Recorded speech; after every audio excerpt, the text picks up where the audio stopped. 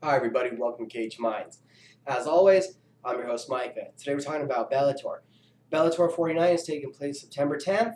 It's going to be on MTV2, so you can watch it for free. Love that on cable. It's going to be the welterweight quarterfinals. If you never watched Bellator, it's a little bit different of a mixed martial arts organization.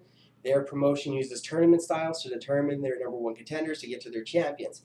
In this tournament, also up for grabs, is $100,000 at the end of the rainbow. So starts off with 8 guys to 4 guys to 2 guys. Very exciting form of mixed martial arts. We love tournaments, love the decisiveness of how they get to their contenders for their champions. It's a beautiful system. Love the organization. It's going to be the welterweight quarterfinals. This is also Bellator 49 is the kickoff of season 5. They have seasons, much more like a traditional league. They're on for about 3 months, take a few months off, back on for 3 months for their tournaments. Goes around like this. A different kind of look on mixed martial arts. Very exciting, though. Very fun to watch the tournament style. And the guys really get after it in an empowered sense, seeing the light at the end of the tunnel. Well, like we said, it's the welterweight quarterfinals. We're going to get to it, give you my breakdown, previews, predictions. So we'll do that. The first bout is going to be Chris Lozano, who's 8-1. He's known as the Cleveland Assassin, taking on Brent Weedman, who's 18-6-1. Lozano, very tough, heavy hands, who's 7 TKOs and 1 submission for his career record. His only loss versus former Bellator welterweight champion Lyman Good. It was a unanimous decision. He got out wrestled. Brent Weedman, very durable, very tough veteran, over 25 bouts in his career. He's a fight finisher, 10 TKO or knockouts with 7 submissions. Only 1-4 when the bout goes all the way to the decision. He was on a 10-fight win streak till Bellator 40 when he had a controversial split decision loss to mixed martial arts veteran Jay Haran. Even though he was defeated in that close battle, that season in Bellator he also defeated Dan Hornbuckle and Jacob McClintock, other very good Muay Thai Jiu-Jitsu practitioners in Bellator. This will be his 6th Bellator appearance.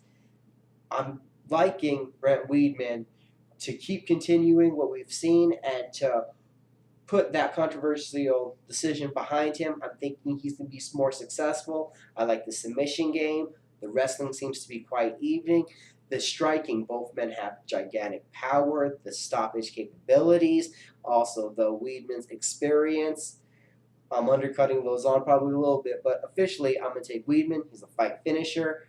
I'm going to see a fight finish via submission is my prediction. Looking for a rear naked choke.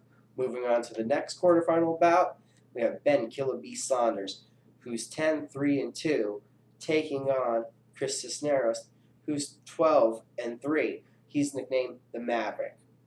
Ben Saunders is a UFC veteran. He's been in there with some tough guys. He got cut from the UFC after 2 consecutive losses versus John Finch and Dennis Hallman. He's also been in there with Mike Swick, Saunders himself, a member of American Top Team Orlando.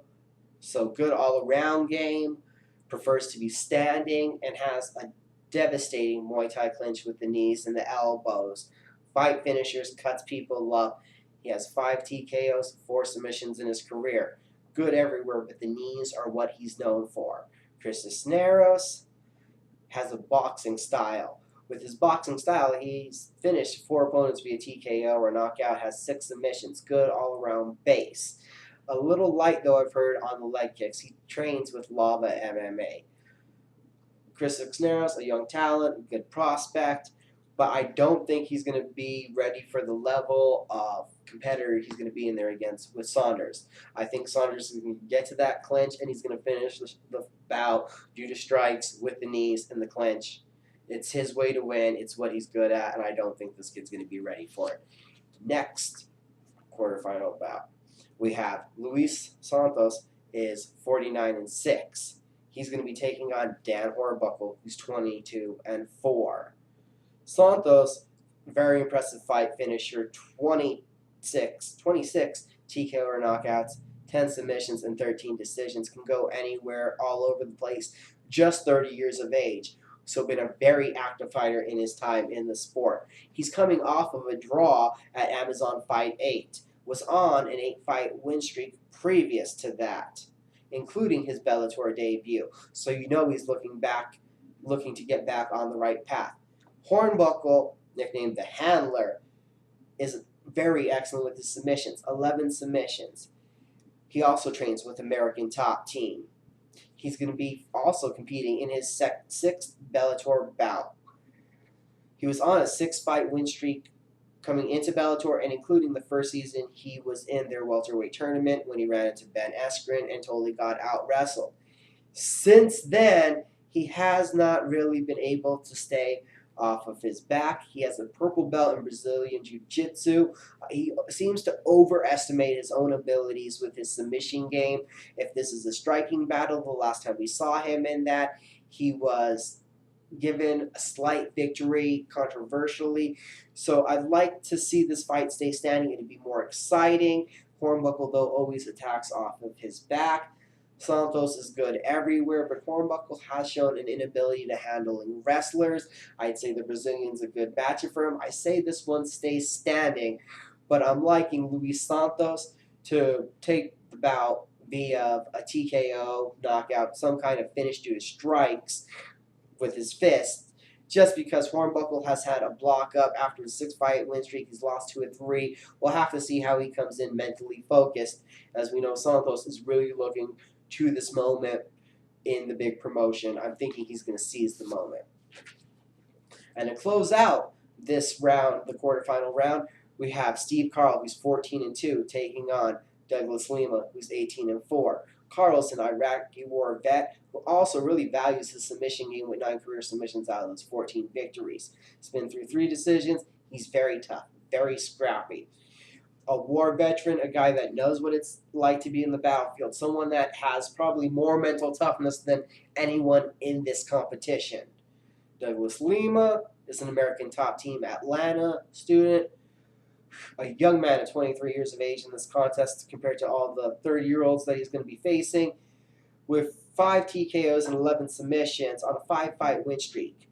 He comes in with some pressure of his own, though, as he is the MFC Maximum Fighting Championship welterweight champion. So coming with that chip on your shoulder, you would want to get all the way to the finals to face another champion.